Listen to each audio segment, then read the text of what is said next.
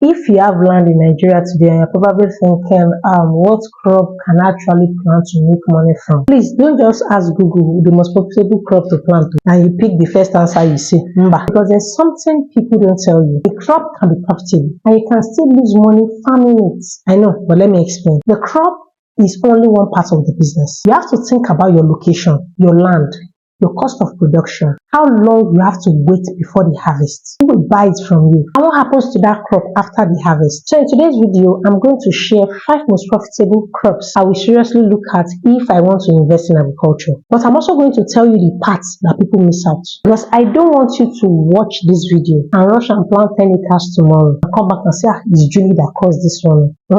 Let's get into it. Number 5 is plantain. Let's start with plantain.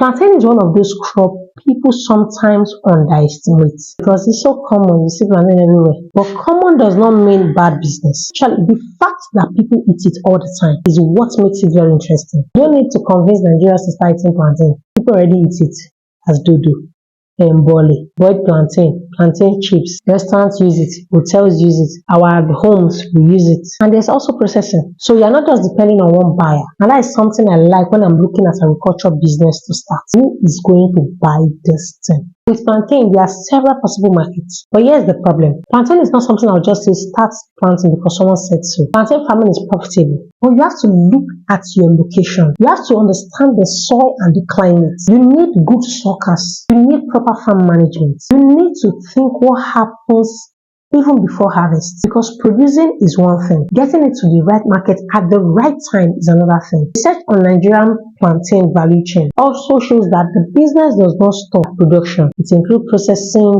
selling, wholesaling. So if you're thinking about plantain or you want to go into plantain, don't just think, how many acres do I want to cultivate? Think, who is buying my plantain? The next one, my number 4, will be oil palm. This one is very dear to me because we all know oil palm. The whole tree is good. It's not just about selling the fruits. It has a whole business around it, from palm oil, palm kernel oil, palm kernel cake, and several of its products. So again, you're looking at the value chain. And oil palm is great if you're thinking about it long term. But here's the thing. Oil palm is not, I need money next month's crop.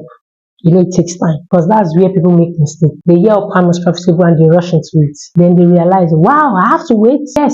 You have to wait. You need patience. You need to think about the early years. You need proper seedling. You need land that makes sense for that crop. You need good management. You need to understand your location. If you're building a long-term agricultural asset, oil palm is very interesting. It's also one of the value chain currently highlighted among Nigerian strategic agricultural commodity. So I wouldn't look at oil palm as how quickly can I make money. I'll look at it as what can this farm become over a few years. That's a completely different way of thinking. Let's go to the next one, number 3, and I'll put rice. Rice, everybody knows rice. Everybody eats rice. Rice and stew. They love rice. Fried rice, offered rice.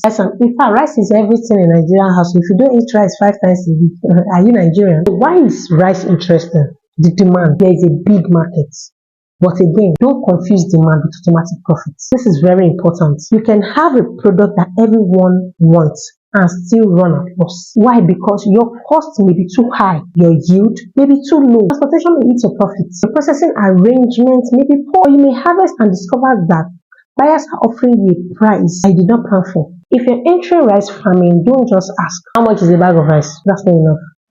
But ask, how much will it cost me to produce 1 hectare? What yield can I realistically get? What will harvesting cost? Where will I process it? Who will buy it? What happens if the market price changes? That is how an investor thinks. The next one on my list is maize. Just like rice, maize has many uses. You can eat it as roasted corn, boiled corn, animal feed, children food production, ogi. And don't forget, maize also feed other businesses. Animal feed production, like I said, poultry, food processing, industrial use. That means your market is not just the person that is buying your maize for roadside roasted corn. The businesses buying maize in large quantity. And don't forget to do maize storage. Nigeria's agricultural data shows how widespread maize production is. It was the most frequently recorded crop in 2023, ahead of cassava and maize. But here's the funny thing, because maize is popular, many people assume I just plant maize. That's why I want you to take a deep breath, slow down. If everyone is planting something, you need to know what makes your own farm competitive. Is it your yield, Is it your cost? Is it your location? Is it your buyer, your timing, or your ability to produce consistently? Because the goal is not just to harvest maize. The goal is to make money from the maize. And those are two different things. And my number one on the list, you might be surprised, cassava. For me, cassava is one crop I would definitely put on the table when we are talking about Nigeria. And there's a simple reason. Cassava is not only food, it goes into several products. Gari, fufu, cassava flour, starch, animal feed, and there are also industrial uses for cassava. The Nigerian government continued to identify cassava as one of the most strategic crops for food production. While FAO's Nigerian Investment Program also highlighted cassava domestic and industrial demand. So cassava gives you something I really like, different possible markets. But once again, don't say cassava is profitable and you go and plant 1,000 acres, because cassava has its own problem. You need good planting material, you need proper farm management, you need to think about harvesting, and most importantly, you need to think about what you are going to do with the cassava after harvest. Because one of the big opportunities in cassava is not just producing it, it's what happens after production. But here's the part I really want you to hear. I gave you 5 crops: plantain, oil palm, rice, maize, and cassava. But if you ask me, Julie, which one is the most profitable? I won't give you one answer, because that's the wrong question. And this is where I think a lot of people get agriculture wrong. There is no magic crop. The most profitable crop for one farmer may be a terrible choice for another farmer, because your location is different, your land is different, access to water is different, your labor cost is different, the market is different, your capital is different, the ability to manage the farm is different. Let me give you an example. Let me say, oh, cassava is profitable. You go in, you plant the cassava, but your farm is very far from your buyer. Now, transportation is expensive. You also don't have good road access. Your yield is poor. You didn't plant for the market before you start planting. Now, what happened? Was cassava a bad crop? No. You had a bad business plan, and that's different. The real question is not what crop is profitable. The better question is, what crop makes more sense for my situation? If you have 5 acres, don't think like someone that has 50 acres. If you have 5 million, don't think like or plan like someone that has 500 million. If you are investing in abroad, you'll be physically around. Don't build a farming business that depends on you checking on the farm all the time. If your farm is far from the market, transportation has to enter your numbers. Everything has to make sense together. And this is why I keep talking about agricultural business. Remember the last 2 videos I did? When we talk about what agricultural business is, when we talk about the agricultural value chain. Now you can see why this conversation has to be heard, because crop is not just the beginning. Let's say you choose cassava, you produce it, you sell to other farmers, they process it, you can trade it, you distribute it, you can supply processors, you can build around the whole value chain. Same thing with maize, same thing with rice, same thing with plantain, same thing with oil palm. The money is not always just in planting. Sometimes the bigger opportunity is around the production. So if I was starting today, I wouldn't start by saying which crop is trending, which crop is the most profitable. No, I will start with where am I farming? Then what grows well there? Then what is the demand? Then who is my buyer? Then how much will the production cost? Then what's my realistic yield? Then what happens after harvest? And finally, if I remove all my costs, what's actually my profit? The last question is what I want you to remember, because revenue is not profits. We all know that, right? Someone can tell you, I make 10 million naira from my farm. Okay, how much did you spend? Yeah, I spent 9 million naira. So every other thing you made is just 1 million naira. Don't fall in love with the revenue or whatever someone is saying. I made 1,000.